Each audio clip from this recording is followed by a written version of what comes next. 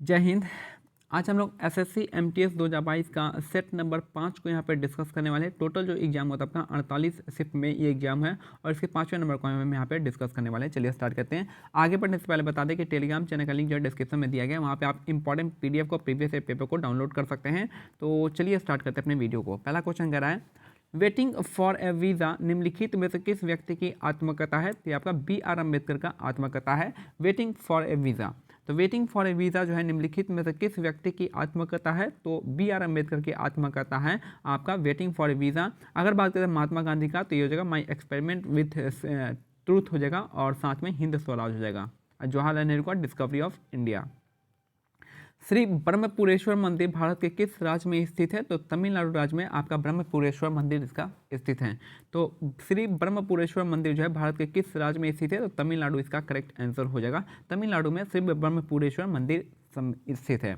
माधवी मुदगल का संबंध भारत के किस शास्त्रीय नृत्य से संबंधित है? तो ओडिसी नृत्य से संबंधित है। माधवी मुदगल का संबंध जो आपका किस शास्त्रीय नृत्य से संबंधित है? तो ओडिसी इसका करेक्ट आंसर हो जाएगा और कथक हो जाएगा पंडित बिरजू महाराज। नेक्स्ट है, सिंधु घाटी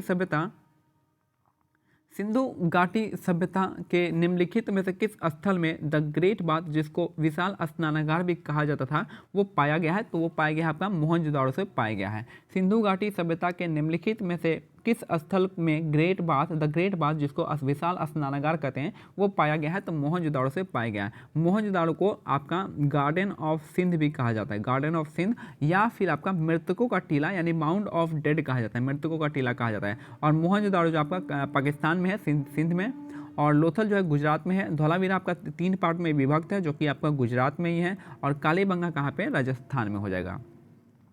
नेक्स्ट है, भारत में ग्रिड क्षमता अवरोध को तोड़ने वाली पहली सौर परियोजना निम्नलिखित में से कौन सी थी? तो यह आपका Rewa ultra mega solar project इसका करेक्ट आंसर हो जाएगा। तो भारत में ग्रिड क्षमता अवरोध को तोड़ने वाली पहली सौर परियोजना जो थी आपकी Rewa ultra mega solar project इसका करेक्ट आंसर हो जाएगा।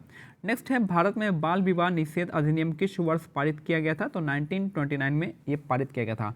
भारत में बाल विवाह निषेध अधिनियम किस वर्ष पारित किया गया है? तो ये आपका 1929 में पारित किया गया था और ये जो है आपका बेंटिक के द्वारा पारित किया गया था। अविकसित और तकनीकी रूप से पिछड़े समाज की जनसंख्या वृद्धि कम क्यों होती है? तो क्योंकि इसकी मृत्यु दर और जन्म दर दोनों ही क्या होती है? अधिक होती है। यही रीजन है कि जो आपका अविकसित और तकनीकी रूप से पिछड़े समाज में जो जनसंख्या वृद्धि जो होता है कम होता है, क्योंकि मृत्यु दर और जन्म दर में काफ़ी ज़्यादा होती है। नेक्स्ट है, पृथ्वी के महासागरीय ऊपरी परत यानी क्रस्ट में मुख्य रूप से आपका सिलिका और मैग्नीशियम होता है। तो पृथ्वी के महासागरीय ऊपरी परत में जो होता है आपका कौन सा आता है? सिलिका और मैग्नीशियम इसका करेक्ट आंसर हो जाएगा, जिसको शॉर्ट फॉर्म सीमा कहते हैं। और सियाल जो करेंगे आपका महासागरीय ऊपरी परत का जो है, अगर हम क्रस्ट की बात करते हैं तो ऊपरी क्रस्ट में जो मिलता है हमारा सियाल मिलता है, और जो समुद्री जो क्रस्ट होता है उसमें उसको हम आपका कहते हैं सीमा कहते हैं। नेक्स्ट है, निम्नलिखित में से किस राज्य में गोचा महोत्सव मनाया जाता है? तो गोचा महोत्सव जो आपका छत्तीसगढ़ राज्य में मनाया जाता है। तो निम्नलिखित में से किस राज्य में गोचा महोत्सव मनाते हैं? तो छत्तीसगढ़ राज्य में गोचा महोत्सव मनाते हैं। उड़ीसा में हो जाएगा नुआखाई हो जाएगा, नुआखाई का त्यौहार मनाते हैं। और नुआखाई हो गया, धनु यात्रा हो गया, सब उड़ीसा में मनाते हैं। झारखंड में सरहुल मनाते हैं और कर्नाटक में हम उगाड़ी का त्यौहार मनाते हैं। नेक्स्ट है, चींटी के डंक में प्राकृतिक रूप से पाया जाने वाला अम्ल कौन सा होता है? तो ये हो जाएगा मेथनोइक एसिड, इसका करेक्ट आंसर हो जाएगा। तो चींटी के डंक में प्राकृतिक रूप से पाया जाने वाला अम्ल है मेथनोइक एसिड, जिसको हम फॉर्मिक एसिड के रूप में भी जानते हैं, जिसको हम फॉर्मिक एसिड भी कहते हैं। लैक्टिक एसिड आपका दूध में मिलता है। ऑक्जेलिक एसिड आपका कहाँ मिलेगा? टमाटर में मिलेगा। और साइट्रिक एसिड आपका खट्टे चीज यानी आपका नींबू में मिलेगा। नेक्स्ट है, विद्रोह प्रभावित क्षेत्रों में खेलों को बढ़ावा देने के लिए सहाय योजना भारत के किस राज्य द्वारा स्टार्ट किया गया है? तो आपका झारखंड के द्वारा स्टार्ट किया गया है। विद्रोह प्रभावित क्षेत्रों में खेलों को बढ़ावा देने के लिए सहाय योजना भारत के किस राज्य द्वारा स्टार्ट किया गया है? तो झारखंड इसका करेक्ट आंसर हो जाएगा। झारखंड में स्टार्ट किया गया सहाय योजना। नेक्स्ट है, निम्नलिखित में से कौन सी नृत्य शैली उन महिलाओं की व्यथा को दर्शाती है जिनके जीवन साथी घर से दूर चले जाते हैं? तो बिरहा इसका करेक्ट आंसर हो जाएगा। बिरहा इसका करेक्ट आंसर हो जाएगा। तो निम्नलिखित में से कौन सी नृत्य शैली उन महिलाओं की व्यथा को दर्शाती है जिनके जीवन साथी घर से दूर चले जाते हैं? तो बिरहा इसका करेक्ट आंसर हो जाएगा, बिरहा। नेक्स्ट है निम्न हिमालय और शिवालिकों के बीच स्थित अनुदैर्ध्य घाटी को क्या कहते हैं? तो इसको हम कहेंगे दून घाटी कहते हैं। तो निम्न हिमालय और शिवालिकों के बीच स्थित अनुदैर्ध्य घाटी को दून घाटी कहा जाता है। नेक्स्ट है इलेक्ट्रिक रूम हीटर में प्रयुक्त तार की कुंडली क्या कहलाती है? तो इसको हम एलिमेंट कहते हैं। इलेक्ट्रिक रूम हीटर में प्रयुक्त तार की कुंडली को हम एलिमेंट कहते हैं। वही अगर बात करते हैं बल्ब की, तो बल्ब में हम फिलामेंट होता है। ठीक है। ए आर रहमान को कितने ग्रैमी पुरस्कार जीते हैं? तो 2 ग्रैमी पुरस्कार जीते हैं, जिसमें से पहला जो है आपका इन्होंने स्लम डॉग मिलियनियर के लिए मिला था। ए आर रहमान ने कितने ग्रैमी पुरस्कार जीते हैं? तो 2 ग्रैमी पुरस्कार जीते हैं। नेक्स्ट है शिक्षा के अधिकार को भारतीय संविधान में वर्ष 2002 में एक मौलिक अधिकार के रूप में जोड़ा गया था, जो कि आपका 86वां संविधान संशोधन इसका करेक्ट आंसर हो जाएगा। तो शिक्षा के अधिकार को भारतीय संविधान में वर्ष 2002 में आर्टिकल 21A के तहत जोड़ा गया था, एक मौलिक अधिकार के रूप में जोड़ा गया था, और वो जो था आपका 86वां संविधान संशोधन इसका करेक्ट आंसर हो जाएगा।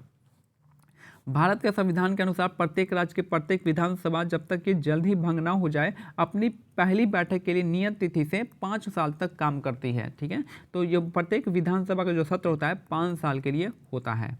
नेक्स्ट है ज्योतिबा फूले जो है ज्योतिराव गोविंदराव फूले यानी ज्योतिबा फूले ने सत्यशोधक समाज की स्थापना की, जिसने मूर्ति पूजा और जाति व्यवस्था के विरुद्ध मुहिम चलाई थी।